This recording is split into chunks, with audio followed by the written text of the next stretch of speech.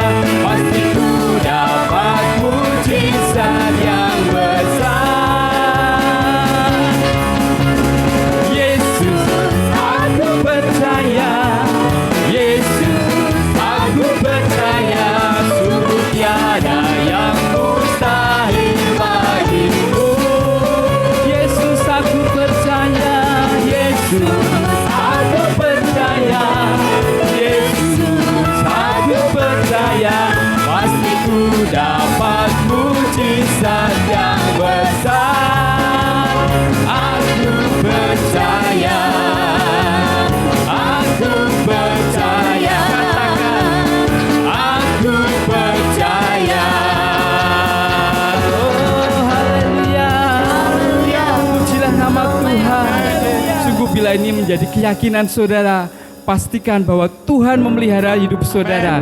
Dialah yang menjadi pengharapan yang teguh bagi kekuatan iman kita. Amin. Saudara, kita tetap mengucap syukur kepada Tuhan. Benar, di dalam segala keadaan yang ada saat ini, bukan oleh kekuatan kita bisa mampu berdiri sendiri, tapi oleh hanya karena kasih Tuhanlah yang selalu memegang tangan kita. Tuhanlah yang senantiasa memelihara kita. Bersyukurlah kepada Tuhan. Sampai saat ini saudara ada bukan oleh kekuatan saudara sendiri, namun karena tangan Tuhan memegang saudara. Sadarilah bahwa kekuatan yang ada pada kita karena pemeliharaan Tuhan selama ini. Tuhan, peganglah tangan kami. Bapa, haleluya. Pegang tanganku, peganglah tangan kami Tuhan. Aku rindu, kami rindu saat teduh bersama. Amin. Dekat kami Tuhan, dekat aku dalam hangat naunganmu,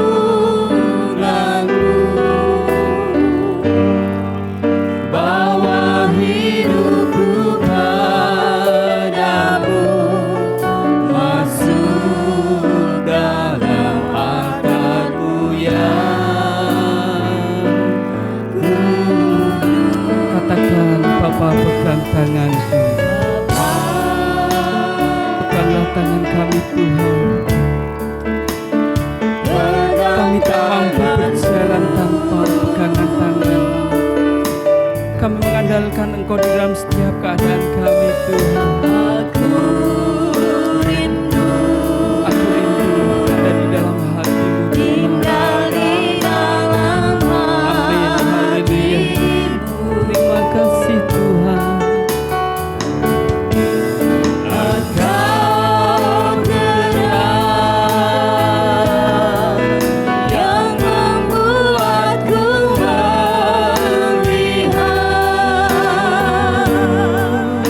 melihat jauh ke dalam kebenaranmu, Bapa. Lebih dari nafasku, lebih dari nafasku, Bapa.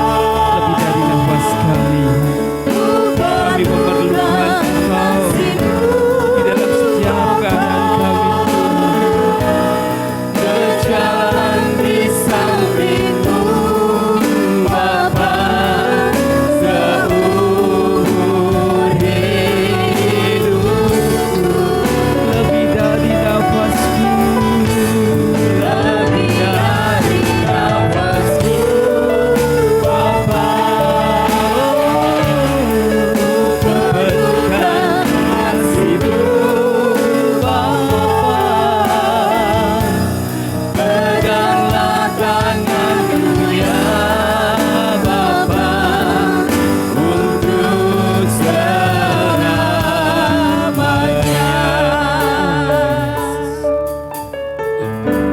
Jadikan ini adalah doa saudara. Bapa, jadikan ini permohonan saudara.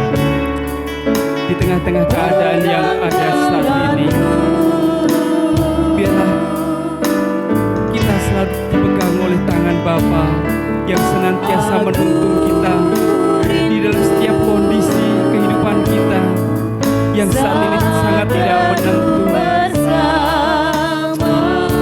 Kami merindukan Tuhan senantiasa boleh memegang tangan kami Tuhan.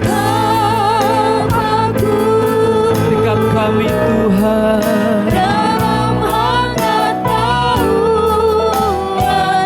Biarlah kami senantiasa ada di dalam naungan-Mu Yesus.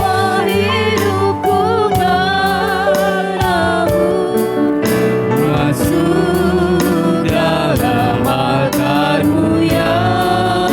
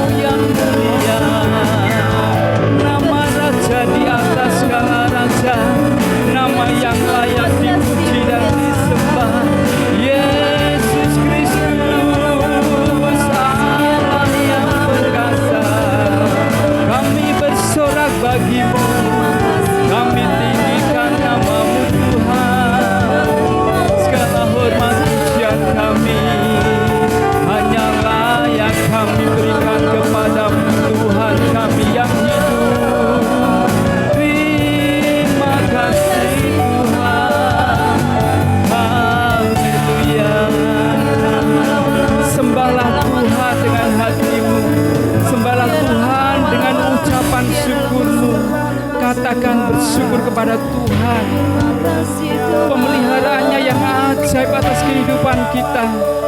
Mari menyembah Tuhan, mari sembah Tuhan, sembah Tuhan.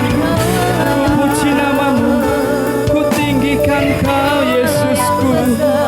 Ajaib dan perkasa karyamu, kami bersyukur buat pemeliharaan-Mu. Engkaulah Allah yang hidup, Allah yang layak disembah. Terpuji namamu,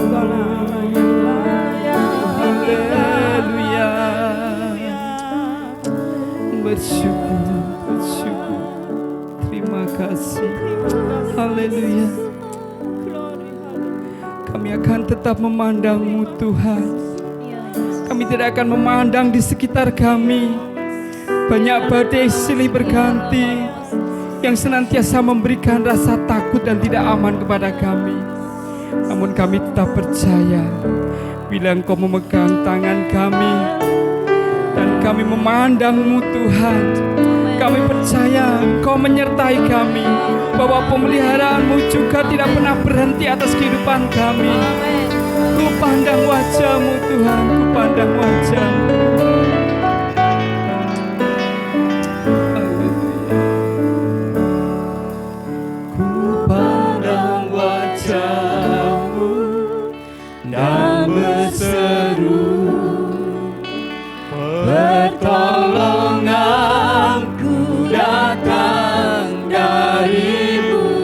Amin. Peganglah tanganku, jangan lepaskan. Kaulah harapan dalam hidupku. Pandang wajah-Mu, pandang wajah-Mu, dan berseru. Kami berseru kepada-Mu Tuhan.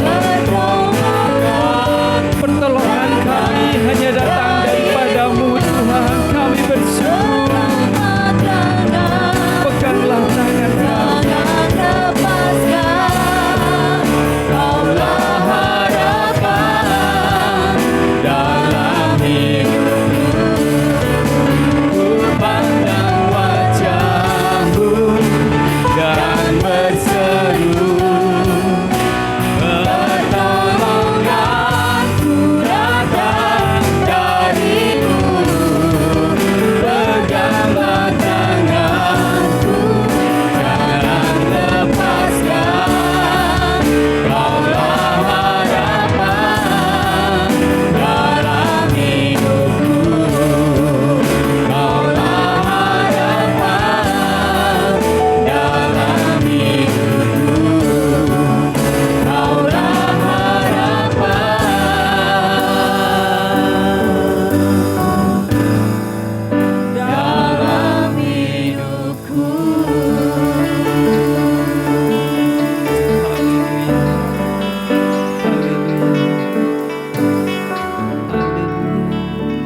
Shalom Bapak Ibu dan Saudara sekalian.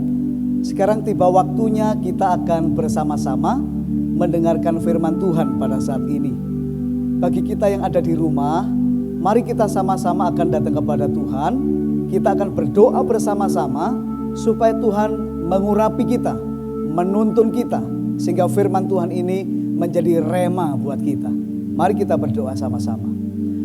Bapa kami yang di surga, terima kasih Tuhan. Kami sudah memuji dan menyembah Engkau.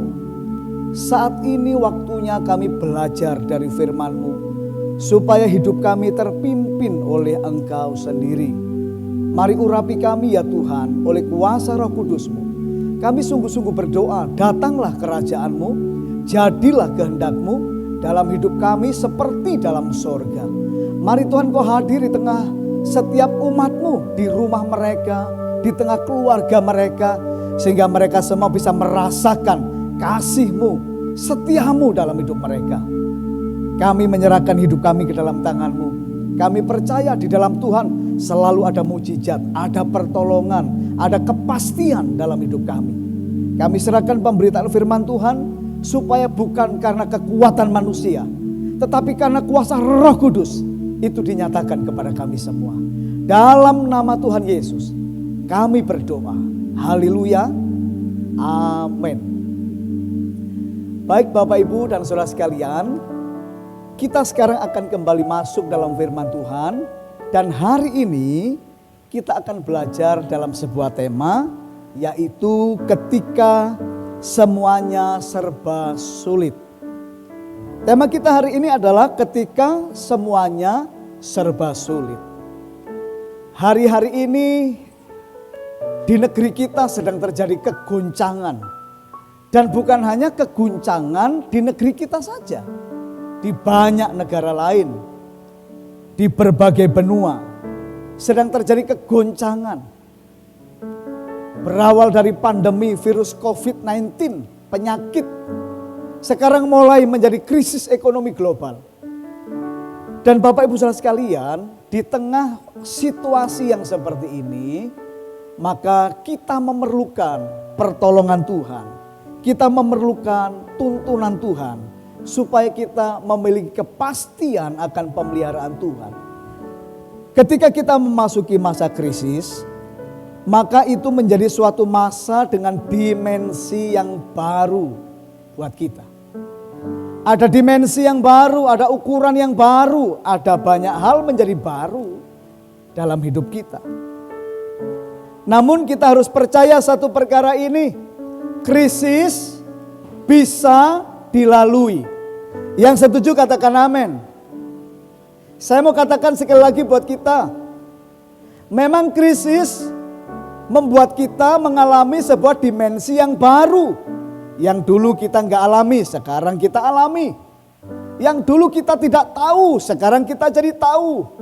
Yang dulu kita tidak dipaksa keadaan, sekarang dipaksa keadaan. Krisis bagi banyak orang, bahkan bagi kita, bisa menjadi masa yang berat. Tetapi jangan lupa perkara ini, krisis bisa dilalui. Yang setuju katakan amin. Apalagi kita menyadari hidup kita tidak pernah berjalan sendiri.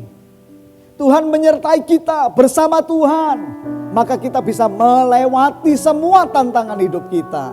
Amin. Boleh katakan sama-sama saudara yang ada di rumah, mari kita ucapkan bersama Tuhan, saya percaya saya bisa melewati krisis ini. Amin. Sekarang saudaraku, mari kita akan belajar dari firman Tuhan. Kita akan membaca dari 1 Raja-Raja pasal 17 ayat 7 sampai 16.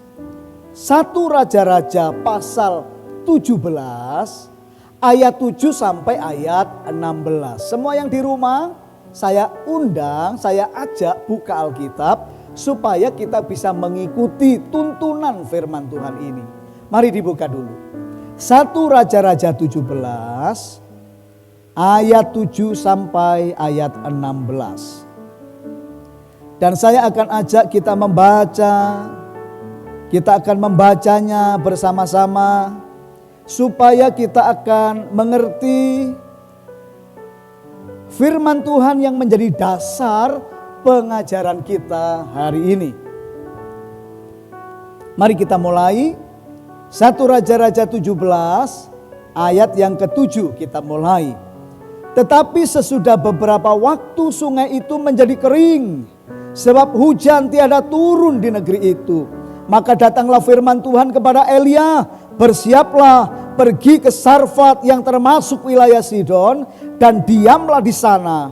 Ketahuilah aku telah memerintahkan seorang janda untuk memberi engkau makan. Sesudah itu ia bersiap lalu pergi ke Sarfat. Setelah ia sampai ke pintu gerbang kota itu, tampaklah di sana seorang janda sedang mengumpulkan kayu api.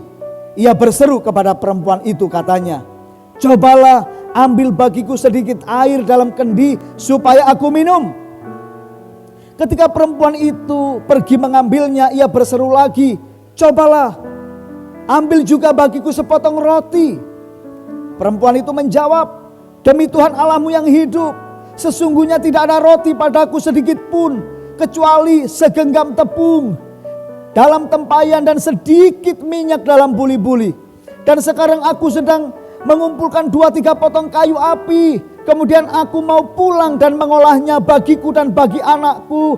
Dan setelah kami memakannya, maka kami akan mati.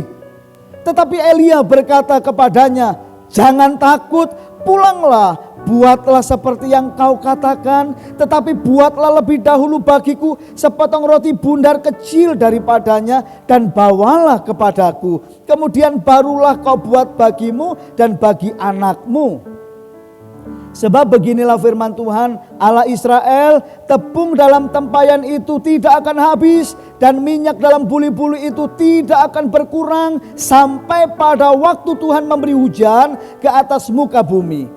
Lalu pergilah perempuan itu dan berbuat seperti yang dikatakan Elia. Maka perempuan itu dan dia serta anak perempuan itu mendapat makan beberapa waktu lamanya. Tepung dalam tempayan itu tidak habis dan minyak dalam buli-buli itu tidak berkurang. Seperti firman Tuhan yang diucapkannya dengan perantaraan Elia. Bapak, Ibu dan saudara sekalian, hari-hari ini secara natural apa yang ditakutkan manusia? Saya yakin sebagian besar takut hari esok. Takut besok bagaimana? Takut besok makan apa? Takut besok apa yang akan saya alami? Kekhawatiran secara natural mulai membayang-bayangi semua orang, tidak terkecuali anak-anak Tuhan. Tetapi firman Allah mengajari kita supaya kita bisa berjalan dalam roh dan iman, sehingga kita mengalami pertolongan demi pertolongan Tuhan. Tuhan Yesus mengajari kita, carilah dahulu kerajaan Allah dan kebenarannya, maka semuanya akan ditambahkan kepadamu. Apa maksudnya kerajaan Allah dan kebenarannya? Bukankah kerajaan Allah bicara tentang kuasa sebuah kerajaan, wewenangnya, kehebatannya, otoritasnya? Kerajaan Allah itu penuh kuasa, dari surga turun ke bumi. Dari Tuhan turun dalam hidup kita. Tuhan ingin kita hidup dalam kuasa Allah. Hidup tanpa kekhawatiran yang membuat kita sangat terjerat.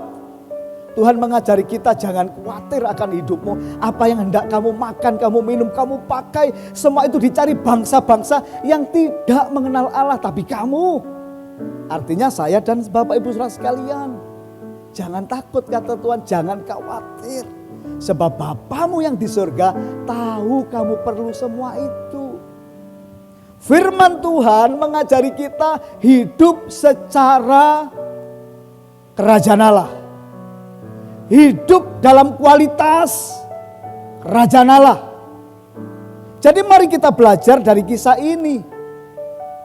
Saya akan sampaikan apa yang saya temukan dari kisah ini. Elia manusia biasa, tapi Elia hidupnya dalam kuasa kerajaan sorga. Ketika bumi menjadi krisis, kerajaan sorga tidak krisis. Ketika bumi kelaparan, Elia dipelihara oleh Tuhan tidak menjadi kelaparan. Dan siapa orang yang bersentuhan dengan kerajaan sorga diberkati. Lihat kehidupan janda Sarfat yang kita baca hari ini. Sebenarnya kalau dia tidak bersentuhan dengan Elia, dia mungkin makan rotinya yang terakhir dan mati. Tapi janda Sarfat itu bersentuhan dengan kerajaan Allah yang dibawa oleh Elia dan dia hidup. Saudaraku, saya mau kita percaya Tuhan Yesus menyertai kita. Kerajaan Allah ada dalam hidup kita. Saya rindu, walaupun semuanya sedang mengalami guncangan dan krisis, kita hidup dalam kelimpahan kerajaan Allah. Yang setuju berkata amin. Apakah saudara percaya itu bisa terjadi? Bukan hanya di zaman Elia, bukan hanya di zaman Abraham, bukan hanya di zaman Daud. Di zaman Daud juga pernah 3 tahun berturut-turut kelaparan. Tetapi orang yang hidup dalam kuasa kerajaan Allah tidak kelaparan. Saudaraku, mari kita lihat satu persatu. Apa yang bisa kita belajar dari kisah Elia dan janda Sarfat ini. Kembali kita akan membaca ayat 7 sampai 10a tadi. Saya ingin Bapak Ibu mengerti sungguh ayat-ayat ini, saya baca ulang supaya jadi mengerti. Tetapi sesudah beberapa waktu sungai itu menjadi kering sebab hujan tiada turun di negeri itu. Tahu kisah ini bukan? Elia pada masa kelaparan disuruh Tuhan ke sungai Kerit. Nah saudara, ketika Elia di sungai Kerit, maka dia minum dari air sungai itu, burung gagak membawa makanan untuk Elia. Kemudian ketika air di sungai Kerit habis, kering, Tuhan memerintahkan kepada Elia demikian. Maka datanglah firman Tuhan kepada Elia, bersiaplah, pergi ke Sarfat yang termasuk wilayah Sidon dan diamlah di sana. Ketahuilah, aku telah memerintahkan seorang janda untuk memberi engkau makan. Saudara perhatikan, ketika di sungai Kerit airnya habis, Tuhan memberi perintah baru. Tuhan memberi tuntunan baru. Supaya Elia pindah dari sungai Kerit ke Sidon. Pertanyaannya, apakah di Sidon sedang makmur? Apakah di Sidon sedang berlimpah-limpah roti? Ternyata tidak.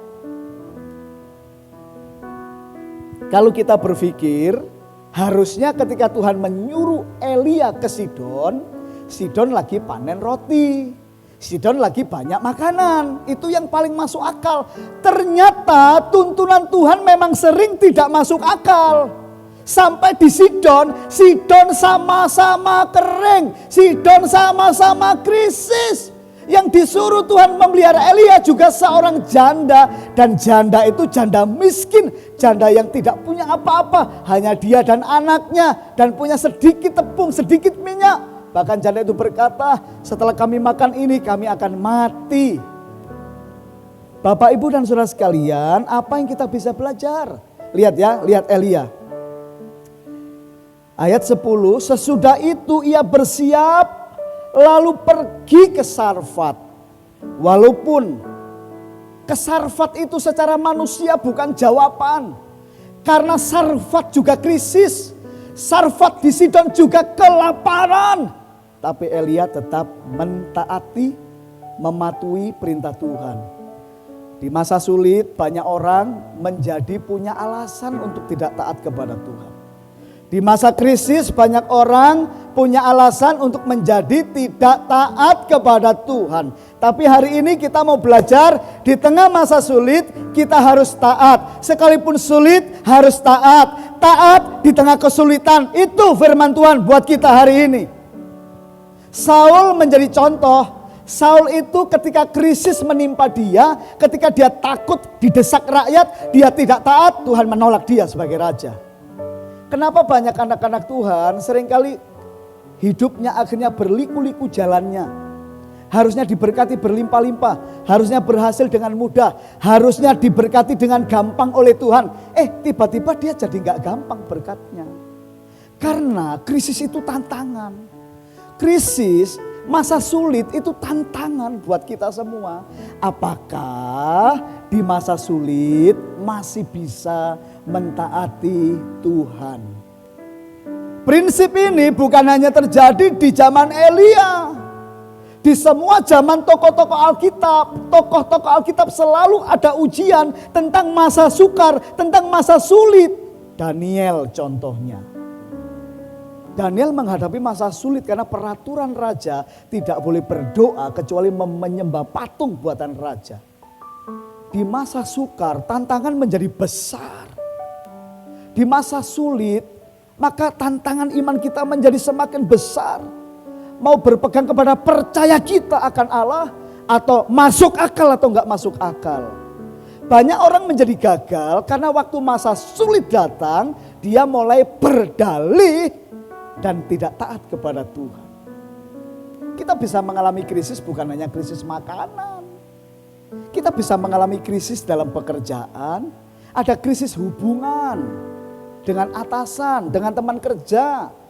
Kita bisa punya krisis ya dalam bentuk yang lain, kerjasama yang kemudian menjadi kacau. Krisis kita bisa ada di rumah tangga kita. krisis hubungan dengan anak, krisis hubungan dengan pasangan hidup. Dan ketika krisis datang, lihat, sebagian besar kita akan sangat digoda untuk mulai memberontak dan tidak taat. Waktu krisis belum datang kita berkata, saya mau taat Tuhan. Tapi bagaimana saat krisis datang? Siapa yang mau di tengah krisis tidak akan kelaparan. Di tengah krisis keluar sebagai pemenang. Yang pertama, perhatikan kisah ini. Elia mentaati tuntunan Tuhan di tengah krisis. Di saat sulit. Saya berdoa waktu saudara mendengar ini. Walaupun keadaanmu sekarang sedang sangat krisis. Mungkin sangat krisis. Mungkin yang saya bicarakan bagimu bukan masalah uang. Tapi masalah hubungan. Mungkin masalah pelayanan. Atau masalah apa lagi yang itu bagimu krisis. Krisis itu menguji hati kita. Krisis itu menguji iman kita. Dan krisis itu menantang ketaatan kita. Tapi orang yang taat diberkati oleh Tuhan.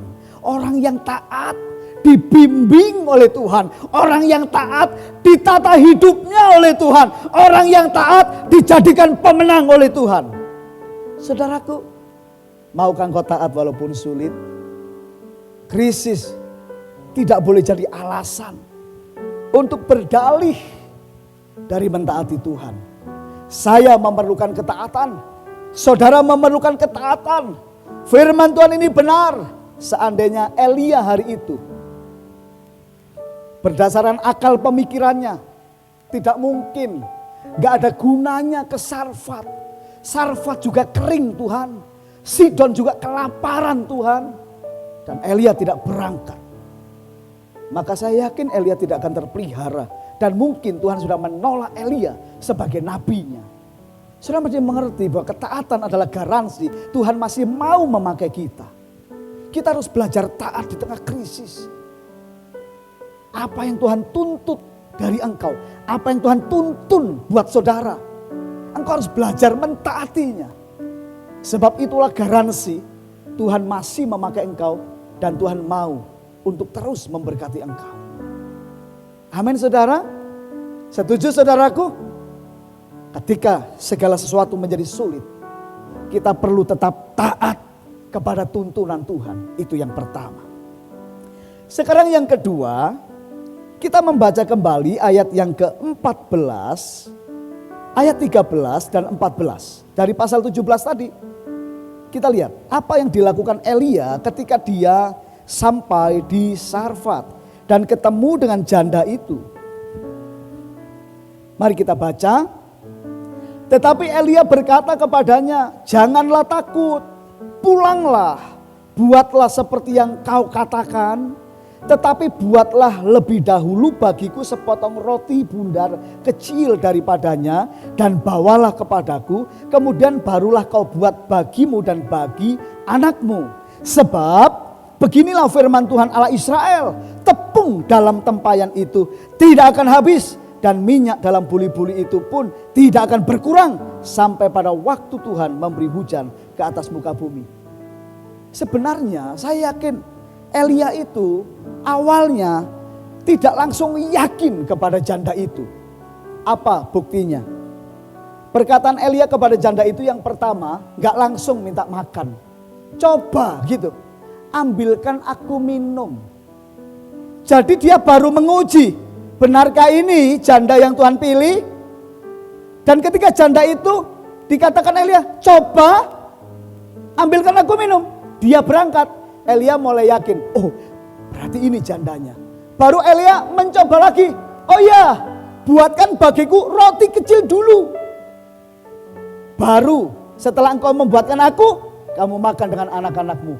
Dan yang membuat saya, di sini saya mengerti apa yang Tuhan mau. Elia, perhatikan ini, di masa krisis Elia menyampaikan firman Allah. Ternyata di masa krisis firman Allah sangat berkuasa. Hari itu mujizat belum terjadi. Mujizat belum terjadi, belum ada. Tapi Elia udah melepaskan perkataan firman Allah. Sebab tepungmu tidak habis, minyakmu tidak habis. Belum terjadi, tapi firman Allah dilepaskan. Betapa banyak hidup kita nggak sama dengan apa yang diajarin firman. Waktu krisis datang, bukannya firman Allah yang keluar, sungut-sungut, keluhan, pertanyaan-pertanyaan negatif, baik kepada diri kita, kepada keluarga kita, kepada Tuhan. Tuhan, kenapa kok seperti ini? Tuhan, kenapa kok izinkan? Dan sebagainya. Kitab Amsal mengajari kita hidup mati orang dikuasai lidahnya. Nah, ternyata di sini ada contoh di tengah krisis, perkataan apa yang harus keluar? Kalau kita itu sudah mengerti kehendak Tuhan, berani melepas perkataan iman, perkataan firman, itu terjadi. Elia berkata kepada janda itu, buatlah buatku, baru buatmu dan anakmu. Sebab firman Tuhan, tepungmu tidak habis, minyakmu tidak habis. Saudaraku yang kekasih, Tuhan selalu senang dengan perkataan iman. Tuhan membenci persungutan. Tapi Tuhan selalu senang dengan iman. Dan Elia melakukan memang sesuai dengan firman Tuhan. Tuhan suruh ke Sarfat. Tuhan suruh temui janda. Dan kemudian dia melepas firman. Jadi begini urutannya. Kalau saudara sudah mulai taat kepada Tuhan, hidupmu mulai selaras. Coba walaupun krisis datang, ngomong firman Allah, ngomong iman. Itu akan terjadi. Walaupun semuanya serba sulit, perkatakan berkatku tersedia. Pemeliharaan Tuhan terjadi. Aku dilindungi dari penyakit ini. Tidak ada keluargaku yang terkena. Perkatakan perkataan firman. Dan itu yang memagari saudara. Saya mau katakan, Tuhan suka dengan perkataan iman. Tuhan suka dengan orang-orang yang memperkatakan perkataan firman Allah. Itu adalah senjata yang ampuh di tengah krisis. Dan saudaraku, belajar berani ngomong firman. Jangan takut. Jangan kalau diajak ngomong tentang yang buruk-buruk, berani, semangat. Tapi kalau ngomong firman Allah, kita takut, terjadi enggak ya? Waduh, nanti bagaimana ya? Jangan berkata-kata sesuai firman Allah. Lihat di sini. Elisa itu manusia biasa. Langkah pertama dia itu mendengar tuntunan Tuhan dan dia melakukannya. Setelah dia belajar berjalan bersama Tuhan, dia tidak takut memperkatakan firman Allah, dilepaskan firman Allah. Dan itu terjadi. Di banyak hal, di banyak kisah, kita akan menemukan contoh-contoh dalam Alkitab bahwa perkataan itu sangat berkuasa. Amin. Amin saudaraku. Saudara harus berkata-kata baik kepada seisi rumahmu. Berkata-kata baik tentang masa depanmu. Berkata-kata baik tentang pelayanan. Berkata-kata baik tentang pekerjaan. Berkata-kata baik tentang rezeki saudara. Saudara harus percaya mujizat itu masih terjadi sampai hari ini. Saudara jangan hanya mengandalkan akal saudara. Gimana ya besok berkat itu datang. Itu urusannya Tuhan. Urusannya saudara itu belajar taat, memperkatakan firman, nanti urusan Tuhan mewujudkan itu menjadi kenyataan. Yang setuju katakan amin. Saya pun sampai hari ini gak tahu bagaimana caranya Tuhan bisa mencukupi keluarga kami. Bagaimana caranya Tuhan bisa mencukupi kebutuhan pelayanan. Tapi tugas saya ya selesai di situ. Aku harus menuruti perintah-perintah Tuhan, taat kepada tuntunannya. Setelah itu dalam keseharian ketika krisis datang, daripada sungut-sungut, daripada kita berkata yang negatif, daripada perkataan yang ragu-ragu, kita memperkatakan firman Allah, dan Tuhan mewujudkannya. Saya berdoa di tengah krisis, saudara tidak ada yang kekurangan, tidak ada yang kelaparan. Tuhan membuka banyak lagi usaha-usaha baru buat saudara. Tetapi bagaimana itu terjadi? Jadilah seperti imanmu. Dan iman itu akan menjadi dasar apa yang kita ucapkan dalam hidup kita ini. Amin. Mari ajari keluarga kita beriman. Mari ajari saudara-saudara kita beriman. Mari bangun lingkungan kita. Lingkungan yang kuat dalam Tuhan. Perkataan-perkataan yang membangun. Perkataan-perkataan firman Allah itu yang diucapkan. Yang terakhir saudaraku, yang ketiga, belajar dari kisah ini, apa yang kita dapatkan? Ayat 15, ayat 16. Semuanya akan kembali melihat pada Alkitabnya. Jadi yang pertama, jangan lupa ketika krisis kita alami, ketika semua serba sulit, bukan alasan untuk kita belajar tidak taat. Tapi justru itu ujian, tantangan yang harus kita menangi, yang harus kita menangkan. Belajar taat. Yang kedua, perkatakan firman Allah. Perkatakan perkataan iman. Jangan ikuti arus keadaan yang negatif. Sekarang memang kenyataannya krisis. Jutaan orang di PHK. Jutaan. Bukan cuma puluhan orang, jutaan. Mungkin ratusan usaha, ratusan perusahaan tutup, kolaps, dan sebagainya. Semua orang berlomba-lomba mencari makan di kesempatan yang sempit. Tapi ingat, Tuhan yang pegang kendali, Tuhan yang pegang pintu, Tuhan yang bisa membuat mujizat, yang tidak ada jadi ada, yang sukar jadi gampang, yang bagi kita tidak mungkin, itu mungkin bagi Tuhan. Saudara harus percaya itu. Nah, yang terakhir apa saudaraku? Ayat 15. Lalu pergilah perempuan itu dan berbuat seperti yang dikatakan Elia. Maka perempuan itu dan dia serta anak perempuan itu mendapat makan beberapa waktu lamanya. Perhatikan baik-baik. Bukan hanya belajar dari Elia, tapi belajar juga dari wanita atau janda Sarfat itu. Janda Sarfat itu juga susah loh. Kenapa? Ya kalau orang memberi pas punya banyak itu gampang. Kalau dia punya, oh gak apa-apa, ayo ikut makan di rumahku. Tepungku memang masih banyak, masih berkarung-karung. Minyakku juga masih bergentong-gentong. Itu gampang. Tuhan itu seringkali menguji kita justru lewat krisis. Pengorbanan yang paling berharga itu adalah pengorbanan yang itu memang berat. Bahkan itu mungkin adalah semua yang kita punya. Dan dalam perjanjian lama, contoh janda Sarfat ini harusnya menggugah hati kita mengerti. Mujizat hampir selalu terjadi karena ada pengorbanan. Selalu begitu prinsipnya. Tuhan menghormati pengorbanan. Yang namanya korban itu kan sakit. Kalau pemberian itu belum sakit. Ya, tapi kalau namanya pengorbanan itu harusnya sudah sakit. Kalau yang kita miliki masih banyak, kemudian orang meminta kepada kita, kita memberi dia dari sebagian yang kita punya, itu tidak sakit. Tapi kalau itu hanya satu-satunya, janda Sarfat itu berkata, waktu dia dimintain air diambilkan, tapi waktu makanan dia berkata, padaku tidak ada makanan apa-apa. Hanya sedikit tepung, sedikit minyak. Kami kumpulkan 2-3 potong kayu. Habis itu kami memasak, kami makan terus mati. Jadi gak punya yang lain. Gak ada yang lain. Tapi untuk sebuah mujizat, ternyata Tuhan tetap menuntut pengorbanan. Saudara mau dapat mujizat? Saudara mau mengalami mujizat? Jangan takut ketika Tuhan memberi tantangan iman seperti ini.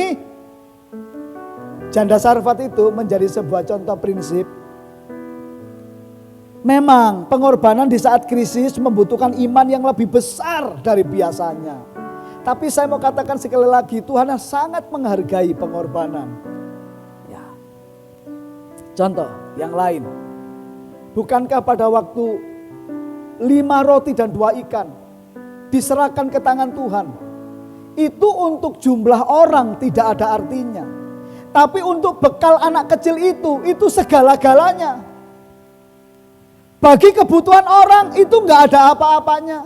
Tapi bagi anak kecil yang menyerahkan, itu seluruh bekalnya. Dan Tuhan Yesus menghargai itu. Dan Tuhan membuat mujizat dari pengorbanan. Saudaraku yang kekasih, jadi saudara kalau dulu pekerjaanmu mudah, keuanganmu bagus, engkau berbuat baik kepada orang miskin, engkau menolong orang-orang yang membutuhkan, engkau murah hati kepada anggota keluargamu yang sangat mengalami penderitaan. Kepada pekerjaan Tuhan engkau berkorban atau engkau memberi persembahan dengan begitu lancar. Tapi mungkin sekarang keadaan keuanganmu berbeda. Pertanyaan saya adalah, apakah saudara tetap mengikuti prinsip firman Allah? Ketika Tuhan mendorong engkau untuk berkorban, untuk berani mempersembahkan, bahkan kau berkata, Tuhan, tapi ini sudah, ya wes ini hanya ini punya saya. Saya yakin Tuhan yang mengajari kita ini bukan Tuhan penipu dan pendusta. Saya juga belajar mendasarkan hidup saya dari prinsip seperti ini.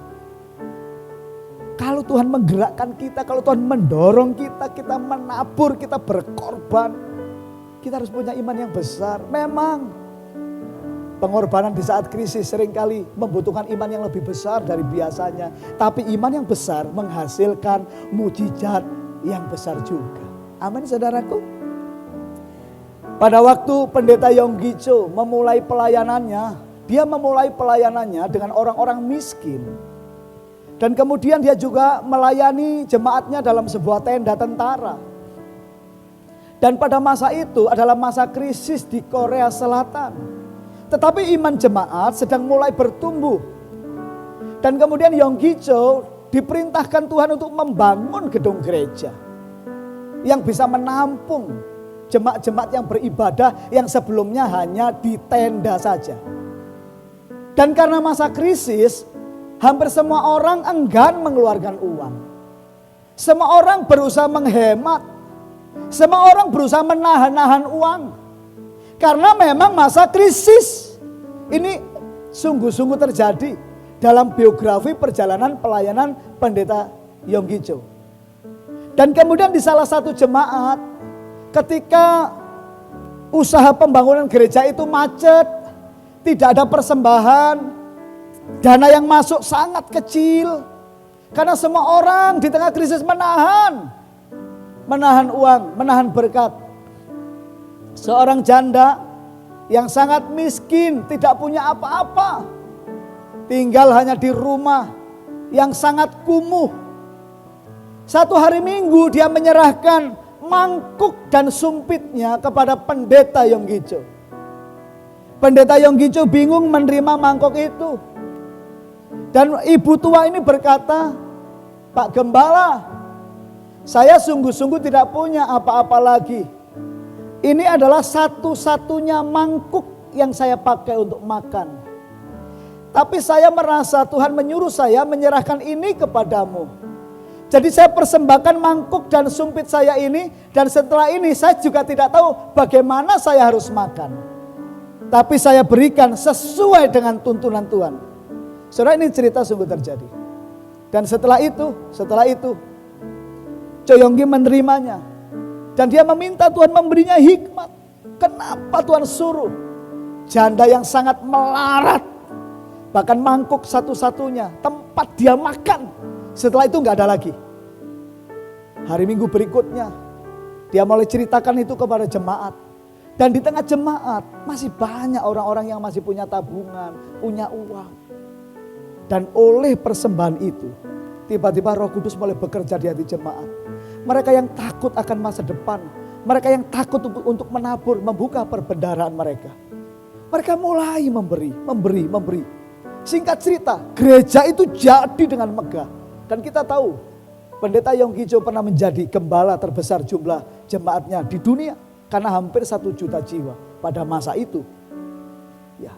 Dan jemaat-jemaat yang memberi, apakah mereka tambah miskin? Tidak. Mujizat-mujizat terjadi. Di tengah krisis ada mujizat ketika ada pengorbanan. Saudara, masing-masing kita akan dituntun Tuhan. Ada orang yang digerakkan Tuhan di masa krisis mengasihani orang miskin. Ada yang mengasihani orang sakit. Ada yang dituntun Tuhan untuk memberkati gerejanya masing-masing. Pekerjaan Tuhan di mana dia bernaung. Tuhan akan menuntun. Masalahnya apakah kita berani taat, berkorban di saat krisis. Dan saya percaya sampai hari ini mujizat Tuhan masih terjadi. Sekarang saudaraku, maukah kita melakukan prinsip firman Tuhan ini? Bagaimana hidup di tengah masa sukar, ketika semuanya serba sulit. Yang pertama, saudara harus mentaati tuntunan Tuhan, mengikuti, mentaati dengan sungguh. Sebab itulah satu-satunya jalan untuk terpelihara di hadapan Tuhan.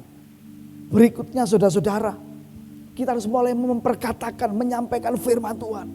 Bukan apa yang ada di akal kita, bukan bagaimana arus dunia yang menghimpit kita, membuat kita takut. Tapi firman Tuhan, firman Tuhan, firman Tuhan. Dan yang terakhir, kita harus berani berkorban sesuai petunjuk Tuhan. Itulah yang harus kita lakukan. Dengan cara itu, maka seperti Elia dan janda Sarfat, ketika semuanya kelaparan, mereka tiap hari makan, tiap hari makan. Mereka terpelihara dengan baik. Bahkan kalau kita teruskan ceritanya, ketika anak janda Sarfat sakit dan mati, Elia pun membangkitkan anak janda Sarfat itu. Bukankah berarti perkenanan Tuhan atas keluarga ini sangat-sangat besar? Luar biasa. Mari kita renungkan, mari kita hayati. Jangan takut saudaraku. Kesukaran memang kesukaran, tapi kita bisa melewati krisis ini. Tuhan memberkati. Ku percaya janjimu ajaib, terukir dalam kehidupanku. Ku berserah di dalam kekuatan hanya Kau. Saudaraku, mari kita menyanyi sama-sama. Ku percaya Tuhan, janjimu ajaib, terukir dalam kehidupanku. Ku berserah di dalam kekuatanmu. Ku percaya. Mari kita menyanyi. Ku percaya janjimu ajaib, terukir dalam kehidupanku.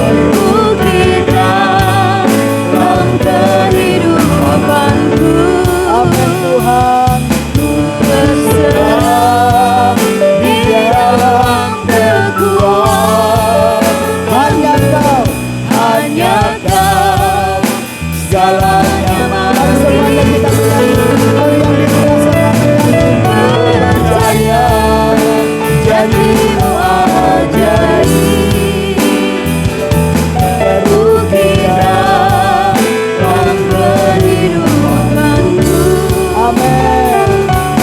Berserah di dalam kekuatanmu. Ku percaya. Biarkan musik mengalunkan pujian.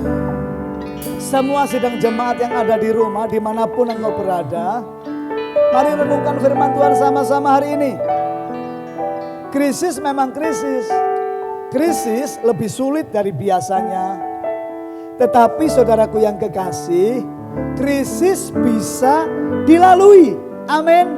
Bisa kita lalui dengan Tuhan.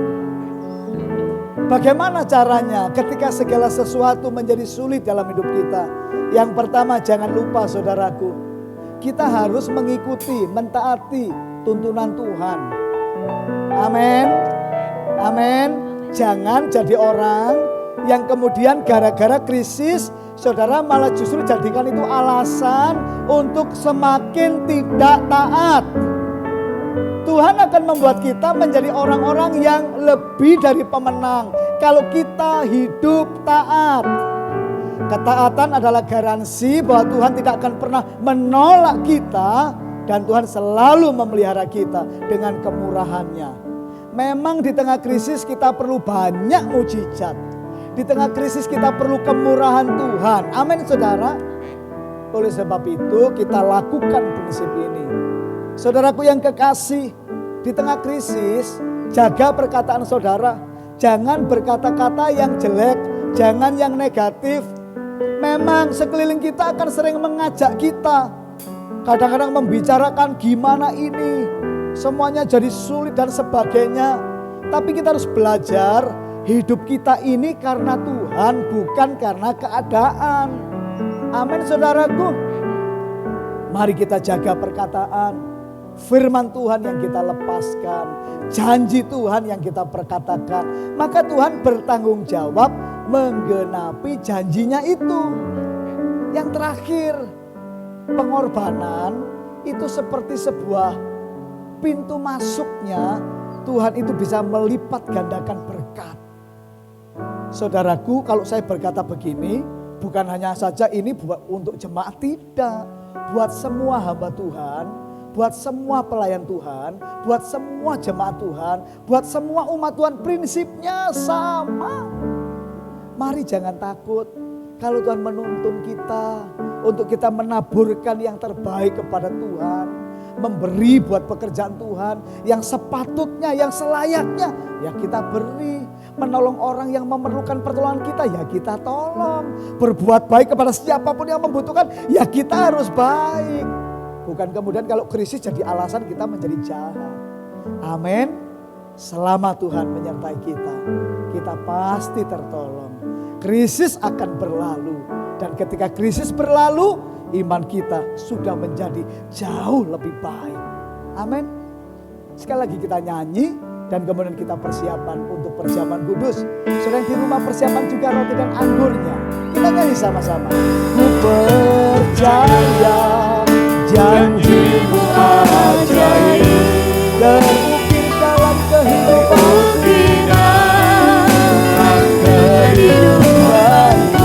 Ku berserah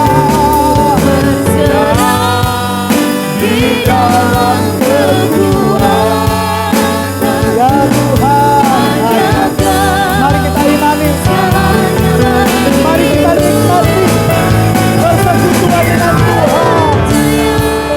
Janjimu ajaib terukir dalam kehidupanku.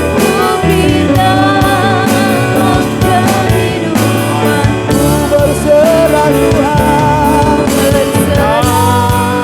di dalam kekuatan ku percaya.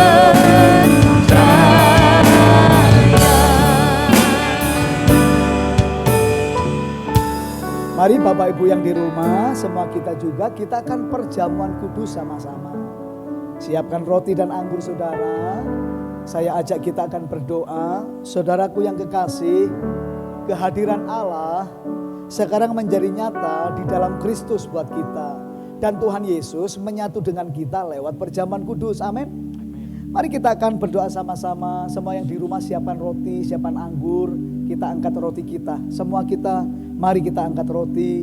Semua kita akan berdoa dengan iman, dengan suara nyaring sebagai sebuah deklarasi. Deklarasi iman di hadapan Tuhan. Sehingga apa yang kita katakan itu memberi kesempatan kepada Tuhan untuk mewujudkannya. Amin. Bukankah dengan perkataan iman maka Tuhan membuat mujizat. Tuhan juga mengajari kalau engkau berkata-kata dan tidak bimbang, maka semua itu akan terjadi bagimu. Mari kita berdoa sama-sama. Ikuti saya berdoa. Tuhan Yesus, saat ini kami bersepakat memberkati roti ini sebagai tubuh-Mu yang disalibkan bagi kami semua, supaya kami diangkat menjadi anak-anak Allah, menjadi ahli waris kerajaan surga. Hidup kami diberkati di bumi ini. Kami dijauhkan dari sakit penyakit, dari mara bahaya, dari kecelakaan. Kami dijauhkan, kami dilepaskan dari kesengsaraan, dari penderitaan, dari kemiskinan yang bisa menjerat kami. Kami percaya oleh kematian Tuhan Yesus Kristus, kami mengalami mujizat, kelimpahan, keberkatan yang dari Tuhan. Sebab kami percaya Dalam Tuhan Yesus, semuanya sudah selesai. Dalam nama Tuhan Yesus, kami mempercayai, kami mengakui setiap roti ini adalah tubuh Yesus. Dalam nama Tuhan Yesus. Amin. Mari makan roti sama-sama dalam nama Yesus. Inilah tubuh Yesus yang penuh kuasa.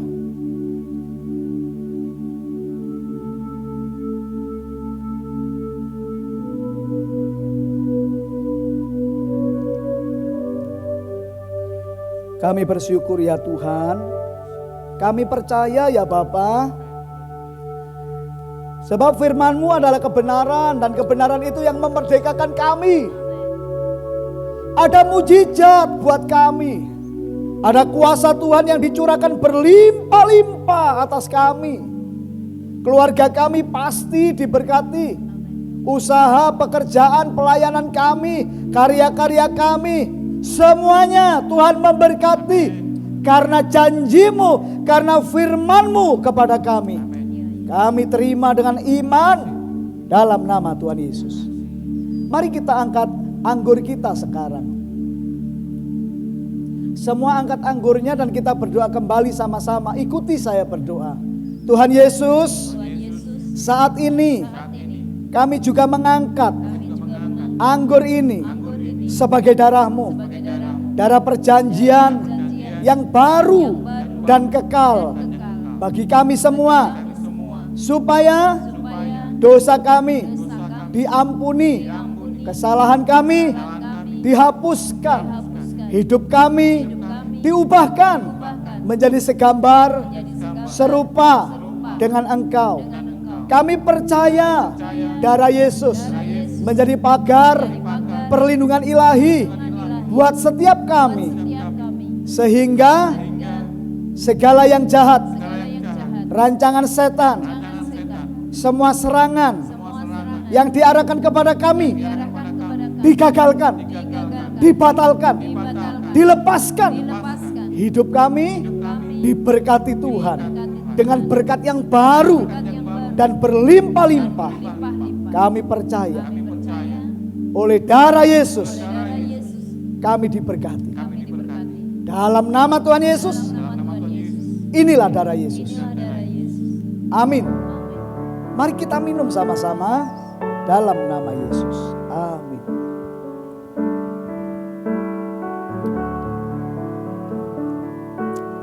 Kami bersyukur Tuhan. Terima kasih, haleluya. Terima kasih, haleluya. Mari kita bersyukur yang di rumah. Mari kita ucapkan kata-kata syukur.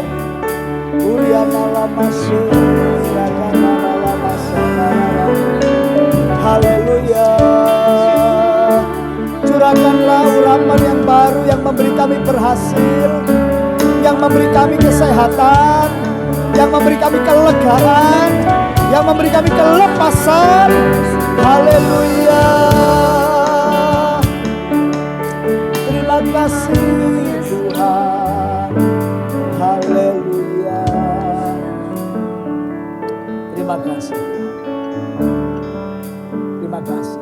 Saudaraku yang di rumah, kalau ada yang memerlukan dukungan doa, mungkin ada persoalan usaha, persoalan keluarga, atau berbagai-bagai persoalan yang kau hadapi, mari kita berdoa sama-sama. Saya mau doakan saudara, angkat tangan saudara, dan kita akan berdoa.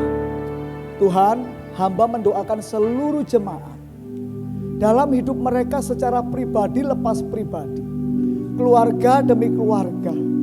Turunlah berkat atas mereka ya Bapa. Turunlah kerajaan-Mu atas mereka Tuhan. Biarlah janji-janji-Mu digenapi Tuhan. Perintahkan malaikat-Mu membawa jawaban doa buat mereka. Sehingga semua pergumulan mereka selesai dengan pertolongan Tuhan. Mujizat-mujizat itu nyata buat mereka. Sebab mereka sungguh-sungguh milik-Mu. Terima kasih Tuhan. Hamba percaya saat ini juga Roh-Mu bekerja. Kuasa-Mu bekerja. Hari-hari jemaat adalah hari-hari yang penuh berkat dan pertolongan Tuhan. Bahkan di tengah krisis mereka bisa bersaksi, berkata kepada semua orang bahwa hidup mereka diberkati berlimpah-limpah oleh Tuhan. Dalam nama Yesus, kami berdoa dan kami bersyukur. Kami serahkan hidup kami dalam tangan-Mu dan untuk kemuliaan-Mu. Haleluya. Sama-sama kita berkata, amin. Amin. Puji nama Tuhan. Shalom jemaat Tuhan GBI Victory dan GBI Yabes. Mengucap syukur kepada Tuhan karena kebaikan Tuhan. Kita boleh bersama-sama mengikuti ibadah online saat ini. Kita percaya bahwa Allah turut bekerja untuk mendatangkan kebaikan bagi mereka yang mengasihi Dia. Terima kasih kepada hambanya Pastor Heru Johananta yang sudah melayani dalam pemberitaan firman dan juga dalam perjamuan kudus. Terima kasih kepada setiap pelayan Tuhan yang ambil bagian dalam ibadah online minggu ini. Terima kasih kepada jemaat Tuhan yang setia mengikuti ibadah dan juga setia dalam menabur, dalam persembahan. Kiranya kasih setia Tuhan melimpah atas kita semua. Bapak Ibu Saudara, gereja mengingatkan untuk setiap kita senantiasa mengikuti program membaca Alkitab setiap hari dan juga mesbah bagi kita yang dibagikan oleh Bapak Gembala. Mari kita bersama-sama bertumbuh di dalam Tuhan. Gereja mengucapkan selamat ulang tahun bagi jemaat Tuhan yang berulang tahun dalam minggu ini, baik ulang tahun pernikahan maupun ulang tahun kelahiran. Kiranya damai sejahtera dan sukacita melimpah atas kita semua.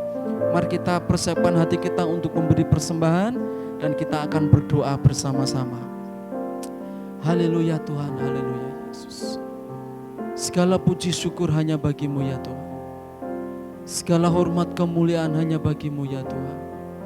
Saat ini Tuhan, dalam ibadah kami, sebagai ungkapan rasa syukur kami kepada-Mu Bapa, kami hendak memberikan persembahan kepada-Mu Tuhan. Kami tahu ya Tuhan, bahwa Engkau adalah penguji hati dan berkenan kepada setiap keikhlasan. Maka kami memberikan persembahan dengan ketulusan hati kami Bapa. Kami memberi persembahan dengan sukacita ya Tuhan.